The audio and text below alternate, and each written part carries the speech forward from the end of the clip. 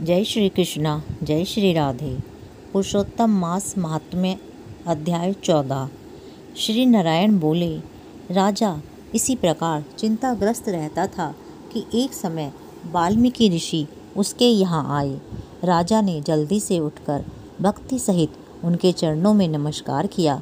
तब वाल्मीकि ऋषि राजा को शांत देखकर बोले, हे राजन, तेरे मन में जो कोई भी चिंता है वह बिना संकोच कहो, क्या बात है। धनधन्वा ने कहा, महाराज, आपके चरणों की कृपा से मुझे सब सुख प्राप्त है, परंतु हे ब्राह्मण देव, एक बड़ा भारी संदेह मेरे मन में है।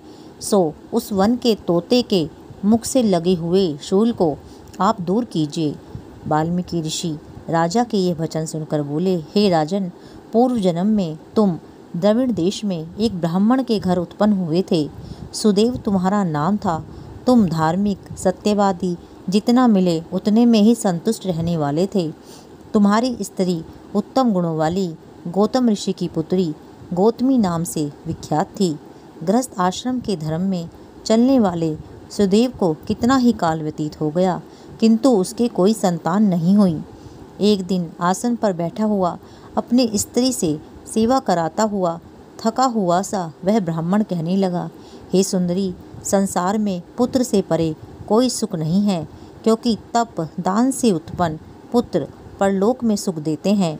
शुद्ध वंश में उत्पन्न हुई संतान इस लोक और परलोक में सुख देती है।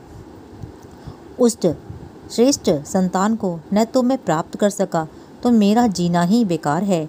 मैंने उसे वेद अध्ययन नहीं कराया, न उसका विवाह आदि किया, अतः मेरा जन्म वृथा है। इसलिए मेरी मृत्यु शीघ्र ही हो जाए। मुझको आयु प्रिय नहीं।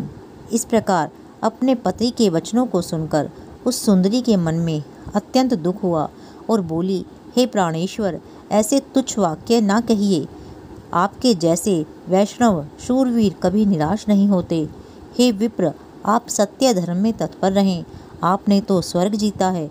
पुत्र की इच्छा है तो हरि जगन्नाथ की आराधना कीजिए। वह ब्राह्मण श्रेष्ठ अपनी धर्मपत्नी के ऐसे वचन सुनकर निश्चय के साथ ताम्रपर्णी नदी के किनारे चला गया। वहां जाकर पुण्य तीर्थ में स्नान कर महाभयंकर तप करने लगा। ऐसे उस तपोनिधि के 4000 वर्ष बीत गए। हे ब्राह्मण, उसके तप से त्रिलोक काँप उठे। सुदेव का महाउग्र तप देखकर बड़े वेग से गरुड़ पर चढ़कर भक्त वत्सल श्री भगवान प्रकट हुए। श्री नारायण बोले, हे नारद जी, नवीन मेघ के समान चतुर्भुज जगत के पालन करने में समर्थ उन मुरारी के आनंदित मुख को देखकर बड़े हर्ष के साथ सुदेव ब्राह्मण ने मुकुंद को साष्टांग प्रणाम किया। अध्याय 14 समाप्त। जय श्री कृष्णा, जय श्री राधे।